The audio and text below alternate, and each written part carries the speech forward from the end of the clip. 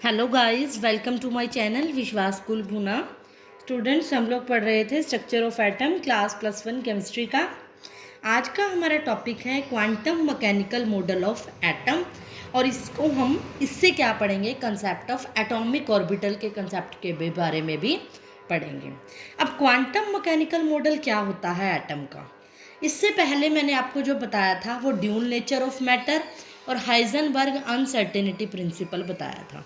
मैंने क्या बताया था, उसको क्यों बताया था, फिर से बता देती हूँ कि बोहर ने इलेक्ट्रॉन का जो कंसेप्ट दिया था, इलेक्ट्रॉन सर्कुलर में रिवॉल्व करते हैं, उस कंसेप्ट को भी ओवर रूल कर दिया था ड्यूल नेचर ऑफ मैटर और हाइजेनबर्ग अनसर्टेनिटी प्रिंसिपल में, जो कि किसके अंदर आता है, क्लासिकल मैकेनिक्स के अंदर आता है। फिजिक्स में भी आगे ये दो पार्ट होते हैं, केमिस्ट्री में भी होते हैं, कि क्लासिकल मैकेनिक्स के अंदर हमने ये सब पढ़ा था। बोहर का जो ये फेल था, ओवर रूल कर दिया था किसने, अनसर्टेनिटी और हाइजेनबर्ग प्रिंसिपल ने। तो जो क्लासिकल मैकेनिक्स है जिसके अंदर वो आते हैं ड्यूल नेचर और हाइजेनबर्ग, वो डिस्क्राइब नहीं कर पाया था इलेक्ट्रॉन्स को, कि इलेक्ट्रॉन्स के एटम के अंदर सही डिस्क्राइब नहीं कर पाया था। इसीलिए साइंटिस्ट ने जो स्टार्ट किया, एक नया मॉडल किया जो कि इनकॉर्पोरेट करेगा ड्यूल नेचर ऑफ मैटर और अनसर्टेनिटी प्रिंसिपल को। इसे हमें नाम दिया, इस नई अप्रोच को हमने नाम दिया क्वांटम मैकेनिक्स का, जिसको हम क्वांटम मैकेनिक्स और वेव मैकेनिक्स भी कहते हैं। Is that clear? Means classical mechanics के बाद हम क्वांटम मैकेनिक्स के बारे में पढ़ेंगे। इसको किसने डेवलप किया था? एक साइंटिस्ट था वर्नर हाइजेनबर्ग ने, एंड एक साइंटिस्ट केमिस्ट और था एरविन श्रोडिंगर ने। इन दोनों ने मिलकर इस वेव मैकेनिक्स या ये कह लो क्वांटम मैकेनिक्स को क्या किया था, डेवलप किया था दोनों ने मिलकर। इसीलिए क्वांटम मैकेनिक्स के बेस पे जो मेनली ज़्यादातर इसका हाथ जो इन्वॉल्वमेंट थी श्रोडिंगर की थी।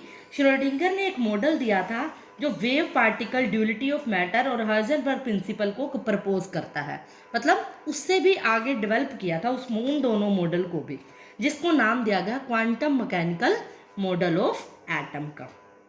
श्रोडिंगर ने वेव मोशन किसके बारे में, वेव मोशन कौन सा दिया था, कि इसने एक नया कंसेप्ट दिया था इलेक्ट्रॉन के लिए, wave motion of electron in 3 dimensional. इसने 3 डायमेंशनल स्पेस के अंदर अराउंड द न्यूक्लियस, मतलब न्यूक्लियस के चारों तरफ जो 3 डायमेंशनल स्पेस होता है वहाँ वेव मोशन के बारे में दिया था। और इसने एक इक्वेशन के थ्रू दिया था ये सब, जिसका जो नाम पड़ा था वो क्या था, श्रोडिंगर वेव इक्वेशन। फिर से बता दूं शॉर्ट में कि हम क्वांटम मैकेनिक्स के बारे में पढ़ेंगे इसमें, जिसको वेव मैकेनिक्स भी कहते हैं, जो क्लासिकल मैकेनिक्स यानी हाइजेनबर्ग प्रिंसिपल और ड्यूल नेचर मैटर को उसको भी ज़्यादा डेवलप करता है।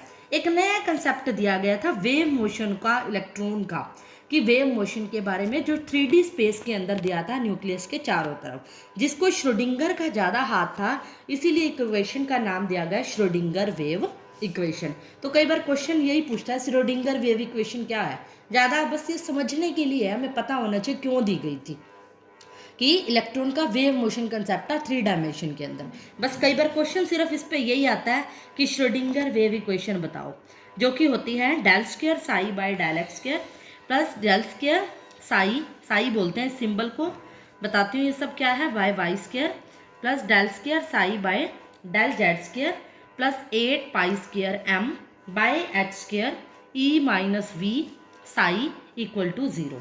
ये सब क्या है, श्रोडिंगर वेव इक्वेशन। तो आगे से क्वेश्चन में 1 या 2 नंबर में एग्जाम में आ जाए श्रोडिंगर वेव इक्वेशन, तो आपने ये लिखनी है। अब ये जो सिंबल है ये साई बोलते हैं, इसको हम बोलते हैं, ये होता क्या है, एम्पलीट्यूड ऑफ वेव, जो कि एम्पलीट्यूड की डेफिनेशन में फर्स्ट लेक्चर में बता चुकी हूँ कि वेव का क्या है, एम्पलीट्यूड है। और ये जो है एक्स वाई जेड जो मैंने लिखे हैं, ये क्या है, कोऑर्डिनेट्स हैं। कोऑर्डिनेट्स मतलब of the position of the electron, जो इलेक्ट्रॉन की पोजीशन को बताते हैं कि इलेक्ट्रॉन किस पोजीशन में होगा, क्योंकि 3 डायमेंशन की बात कर रहे हैं हम कि एक्स एक्सिस में होगा, वाई एक्सिस में होगा या जेड एक्सिस में, उस कोऑर्डिनेट्स की पोजीशन के बारे में ये बताएगा कि विद रिस्पेक्ट टू एक्स होगा। और यहाँ पर इसका डबल डेरिवेटिव किया हुआ है। डबल डेरिवेशन, जो डेरिवेशन पढ़ते हैं मैथ्स में, नॉन मेडिकल के स्टूडेंट्स को तो ये क्लियर होगा, अगर नहीं होगा तो +1 के मैथ्स में आप पढ़ोगे डेरिवेशन का चैप्टर, तो वहाँ आपको पता चल जाएगा किसी चीज़ का डबल डेरिवेशन 2 बार करते हैं तो इसलिए स्क्वायर आ जाता है। एक बार आप इतना ही ध्यान रखो। तो एक्स वाई जेड कोऑर्डिनेट हो गए। और ई जो आया है यहाँ पे E-V, ई जो होती है वो टोटल एनर्जी होती है इलेक्ट्रॉन की ना, इलेक्ट्रॉन की टोटल एनर्जी कितनी होगी।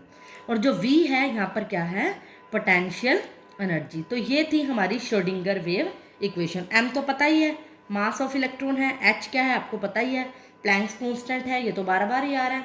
और ये जो बताई दिया मैंने del square by del x square, ये है क्या है, second differential derivative with respect to x, with respect to y, with respect to z, मतलब एक्सिस के रिस्पेक्ट में ये है। और इस ये सब जो इक्वेशन होती हैं इन शॉर्ट में, इस शॉर्ट में अगर श्रोडिंगर ने इस इक्वेशन को मॉडिफाई किया था, शॉर्ट में इस इक्वेशन को क्या दिया, H cap psi is equals to E psi. ये जब इसके ऊपर ये एच के ऊपर ये सिंबल लग जाता है, इसको ध्यान से इसको फोकस कीजिए, इसको बोलते हैं कैप। जैसे कोई पर्सन कैप पहन लेता है सिर पे, हेड पे, तो इसके एच के हेड पे ये सिंबल है, एच कैप बोलते हैं इसको। H cap psi equal to E psi. अब यहाँ एच कैप शॉर्ट में इक्वेशन दी थी उसने, है ये Schrodinger wave equation. But Schrodinger wave equation पूछी जाए तो आपने पहले वाली लिखनी है, साई स्क्वायर वाली, ये वाली इक्वेशन, ये शॉर्ट इक्वेशन है। एच कैप यहाँ पे क्या है, कोई मैथमेटिकल ऑपरेटर है जिसको हम हैमिल्टोनियन ऑपरेटर कहते हैं। हम बस एक नाम दे दिया गया, भी सारे को ये साई ले लिया, साई फंक्शन हो गया, इस सारे को शॉर्ट में नाम दे दिया एक एच कैप का, मतलब एक कांस्टेंट को ले लिया। ई है एनर्जी और साई एनर्जी का फंक्शन, क्योंकि एनर्जी यहाँ पे किसका फंक्शन था, साई का था, एनर्जी तो कांस्टेंट थी कोई ना कोई वैल्यू, यहाँ पर ये क्या है, एक वेरिएबल है। तो इतना सब आपको जानने की ज़रूरत नहीं है, बस आपको इस सब पता होना चाहिए कि जो सॉल्यूशन है श्रोडिंगर वेव इक्वेशन का, उससे हमें ई और साई की वैल्यू पता चलती है। जब हम इसको सॉल्व करेंगे तो हम एनर्जी और साई निकाल सकते हैं। साई मैं बता चुकी, किसी भी वेव का एम्पलीट्यूड निकाल सकते हैं, उससे एनर्जी भी निकाल सकते हैं। उसके बाद जो श्रोडिंगर वेव इक्वेशन दी गई थी वो हाइड्रोजन एटम के लिए भी दी गई थी, मतलब इसने कुछ पॉइंट्स दिए थे फॉर हाइड्रोजन एटम। अगला टॉपिक हमारा ये है, Schrodinger wave equation for hydrogen atom में क्या बताया, इसने कहा श्रोडिंगर ने कि जब हम Schrodinger wave equation hydrogen atom के लिए सॉल्व करेंगे तो हमें क्या पता चलेगा, एनर्जी स्टेट्स पता चलेंगे, एनर्जी लेवल्स के बारे में पता चलेगा। क्योंकि मैंने पीछे क्या कहा, श्रोडिंगर वेव इक्वेशन से हम एनर्जी निकालते हैं और साई निकालते हैं। जब हाइड्रोजन एटम के लिए निकाला गया तो एनर्जी के लेवल का भी हम पता लगा सकते थे कि इलेक्ट्रॉन कौन से एनर्जी लेवल में है, पहले में है, दूसरे में है, तीसरे में है। और इन वैल्यूज़ ऑफ एनर्जी, मान लो एनर्जी की जो भी वैल्यू आई, इसकी जो वैल्यू को हम बोलते हैं आइगन वैल्यूज़। एक नए वर्ड है आज आपके टॉपिक में, साई, एम्पलीट्यूड के, आइगन फंक्शन, इस सब को हम क्या बोलते हैं, आइगन वैल्यूज़। और जो साई होता है ये तो एनर्जी की वैल्यू जो आएगी, मान लो यहाँ पे जो भी वैल्यू आई 2, एनर्जी की जगह 2 आ गई, वो वैल्यू क्या होगी, आइगन वैल्यू होगी। और जो साई होगा जो इसके साथ एसोसिएट है, ई साई है, ये वाला जो साई होगा वो साई क्या होगा, आइगन फंक्शन। मैंने क्या कहा था, ये वेरिएबल है तो इसको नाम दिया गया आइगन फंक्शन का, और इसके साथ ई की वैल्यू 2, 3, 4 जो भी आएगी वो क्या होगी, आइगन वैल्यू। तो ये वर्ड्स हैं, बस कुछ पता होनी चाहिए ये क्या है, बाकी इसका कोई बहुत ज़्यादा इंपॉर्टेंट टॉपिक नहीं है, जस्ट इसके बारे में नॉलेज होनी चाहिए। सेकेंड पॉइंट क्या था हाइड्रोजन एटम के लिए, कि जो वेव फंक्शन और जो कोरस्पॉन्डिंग एनर्जी स्टेट्स होते हैं, मतलब मैंने क्या कहा, इससे आपको क्या पता चलता है, वेव फंक्शन हो गया एक तरह से, साई हो गया, एम्पलीट्यूड हो गया, इसको वेव फंक्शन कहते हैं। और जो एनर्जी स्टेट्स होती हैं इसके कंपैरेटिव में, इसके कोरस्पॉन्डिंग, वो इसको हम किससे पता लगा सकते हैं, 3 क्वांटम नंबर्स की हेल्प से। 3 क्वांटम नंबर होते हैं जो कि मैं आपको एक टॉपिक बताऊंगी क्वांटम नंबर का बहुत डिटेल में, तब ये आपको समझ आएगा कि कौन कौन से क्वांटम नंबर हैं, प्रिंसिपल, एजीमुथल या मैग्नेटिक, ये सब मैं डिटेल में आपको बताऊंगी कि वेव फंक्शन और एनर्जी स्टेट का पता क्वांटम नंबर, 3 क्वांटम नंबर की हेल्प से लगाया गया। ये फिर क्लियर होगा। लास्ट पॉइंट है कि जो श्रोडिंगर वेव इक्वेशन थी, अब हाइड्रोजन क्या है, एक सिंगल इलेक्ट्रॉन है जिसमें एक ही इलेक्ट्रॉन होते हैं, लेकिन Schrodinger wave equation can not be solved exactly for the multi electron, कि अगर मान लो कोई मल्टी इलेक्ट्रॉन एटम है तो उसके लिए Schrodinger wave equation exactly solve नहीं की जाएगी। इसके लिए कुछ अप्रॉक्सीमेट मेथड्स होंगे जो इसकी एक्यूरेसी को बताएंगे। मतलब श्रोडिंगर वेव इक्वेशन से हम इस मल्टी इलेक्ट्रॉन एटम की एनर्जी को नहीं निकाल सकते। उसके बाद आता है physical significance of wave function. Physical significance क्या है हमारा वेव फंक्शन का, हमने क्या पढ़ना है, वेव फंक्शन यहाँ पर साई है जो एम्पलीट्यूड बताता है, यही वेव फंक्शन है। अब इसका फिजिकल सिग्निफिकेंस मतलब क्या है, डेली लाइफ में इसका क्या यूज़ है, इसकी हेल्प से हम क्या निकाल सकते हैं। मैंने अभी बताया साई की हेल्प से हम क्या निकालते हैं, किसी भी वेव का एम्पलीट्यूड विद इलेक्ट्रॉन, जो इलेक्ट्रॉन के साथ एसोसिएट होती है। और हमें पता है अगर हम लाइट वेव्स की बात करें, कोई ये तो इलेक्ट्रॉन की बात है, लाइट वेव्स की बात करें कि जो स्केयर होगा इस साई का, मान लो in case of light waves जो साई स्केयर होगा वो क्या बताएगा, वो किसके डिपेंड होगा, साई स्केयर मतलब square of amplitude of wave eight A point, वो किसके प्रोपोर्शन होता है, इंटेंसिटी ऑफ लाइट। किसकी बात कर रही हूँ, लाइट के केस में। अगर मान लो कोई लाइट वेव की बात कर रही हूँ, अगर इस एम्पलीट्यूड का मैं स्क्वायर कर दूँ तो वो किसके प्रोपोर्शनल होगी, इंटेंसिटी ऑफ लाइट। मतलब साई स्क्वायर से हमें इंटेंसिटी पता चलेगी, जितनी ज़्यादा साई स्क्वायर की वैल्यू होगी उतनी इंटेंसिटी लाइट की होगी। ये तो लाइट के केस में था। इसी कंसेप्ट को हमें इलेक्ट्रॉन वेव मोशन के अंदर भी अप्लाई किया गया था। इसका ये फिजिकल सिग्निफिकेंस था कि इलेक्ट्रॉन वेव मोशन के केस में अगर इसमें फंक्शन का साइज स्केयर करती हूँ तो वो क्या होगी, इंटेंसिटी ऑफ इलेक्ट्रॉन। वो इंटेंसिटी किसकी बन जाएगी, एट एनी पॉइंट, किसी इलेक्ट्रॉन की इंटेंसिटी कि इलेक्ट्रॉन कितना होगा, कितना ज़्यादा उसकी प्रोबेबिलिटी होगी, पॉसिबिलिटी होगी। तो साइज स्केयर को एक्चुअल में क्या माना जाता है, size square is probability of finding the electron. कि अगर आपने, मैं इसको डिटेल में अभी समझाऊंगी फिर क्लियर होगा आपको मैं क्या कहना चाह रही हूँ, कि साइज स्क्वायर क्या होती है, probability of finding the electron in a given region. मैं इसका मतलब समझाती हूँ आपको अच्छे से। मान लो कोई इलेक्ट्रॉन न्यूक्लियस के चारों तरफ चक्कर लगा रहा है किसी भी शेल में। आपको ये पता, बोहर ने ये बताया था कि सर्कल ऑर्बिट में इलेक्ट्रॉन क्या करता है, रिवॉल्व करता है। लेकिन जो श्रोडिंगर का नया कंसेप्ट था, 3 डायमेंशनल के मोशन को, इलेक्ट्रॉन को क्या करता था, एक्सप्लेन करता था कि इलेक्ट्रॉन 3 डायमेंशन में कहाँ किस जगह पे मूव करता है। उसकी इक्वेशन में जो साई था वो वेव फंक्शन है, और साई स्क्वायर क्या है, probability of finding the electron in a given region. वो ये बताता है कि इस रीजन के अंदर भी, ये तो पता है सर्कल में इलेक्ट्रॉन, ये बताता है कि इलेक्ट्रॉन की जो प्रोबेबिलिटी है, कहाँ पर चांस है, इलेक्ट्रॉन यहाँ घूम रहा है, यहाँ घूम रहा है, यहाँ घूम रहा है।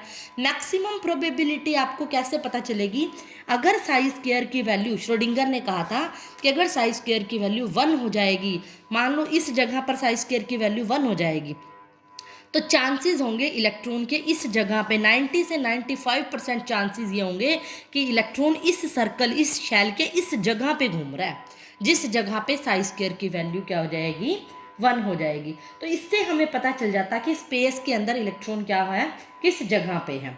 अगर मान लो साई की वैल्यू 0 होगी तो इसका मतलब प्रोबेबिलिटी इलेक्ट्रॉन को फाइंड करने की वो नेग्लिजिबल है, ना के बराबर है। उस टाइम पे हम फाइंड ही नहीं कर सकते इलेक्ट्रॉन कहाँ पे अवेलेबल होगा। ये मतलब मेन, अगर ये पूछा जाए कि probability of finding the electron, maximum probability क्या होती है फाइंड करने की, कई बार नीट में, जेई में ये क्वेश्चन आ जाते हैं, शॉर्ट क्वेश्चन, तो इस पे क्वेश्चन पूछा जाता है maximum probability of finding the electron at a particular region के लिए इक्वेशन क्या होगी, psi square greater than 1, psi square not equal to 1, psi square less than 1, या साई स्क्वायर इक्वल टू 1। तो आंसर क्या होगा, ये सब क्या है, रोंग है।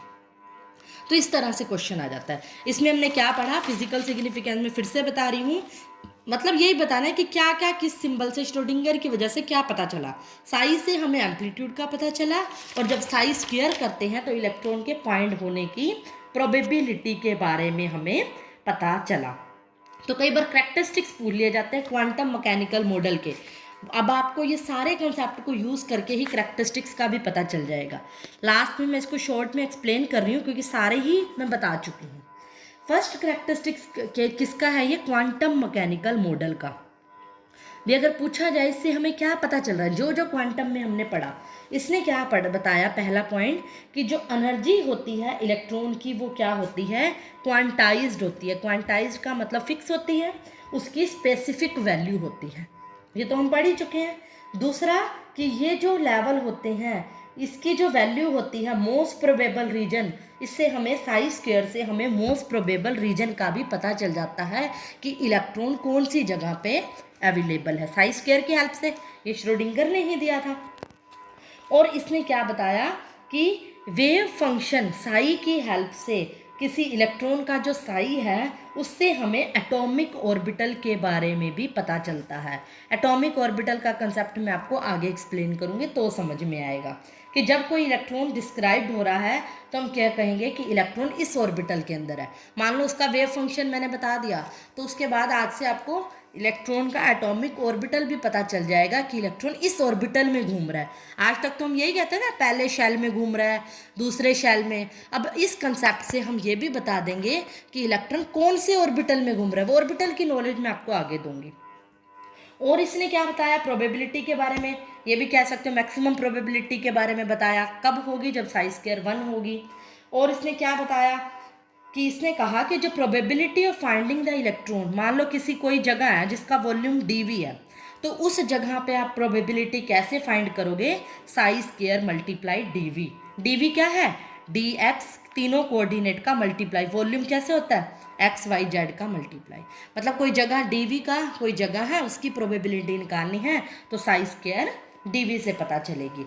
और लास्ट जो इम्पोर्टेंट पॉइंट है वो ये है कि क्वांटम मैकेनिकल मॉडल ने 3 कांस्टेंट दिए थे। वो 3 कांस्टेंट क्या थे, 3 क्वांटम नंबर, जिसके बारे में मैंने कहा था मैं अभी बताऊंगी। ओवरऑल निचोड़ बताया मैंने इसके करैक्टरिस्टिक्स के अंदर, पूरा जो अब तक मैंने आज टॉपिक बताया क्वांटम नंबर के बारे में और एटॉमिक ऑर्बिटल के बारे में हम आगे पढ़ेंगे, तभी ये पॉइंट क्लियर होंगे। तो आई होप बहुत ज़्यादा इंपॉर्टेंट टॉपिक नहीं है ये, जस्ट आपके अगले टॉपिक को समझने के लिए ये बताया गया था। इसमें क्वेश्चन सिर्फ श्रोडिंगर वेव इक्वेशन और साई स्क्वायर प्रोबेबिलिटी और साई पूछा जाता है क्या होता है, तो यही क्वेश्चन बनता है और कुछ भी नहीं है। इसको समझना है सिर्फ अगले टॉपिक को समझने के लिए। That's all for today.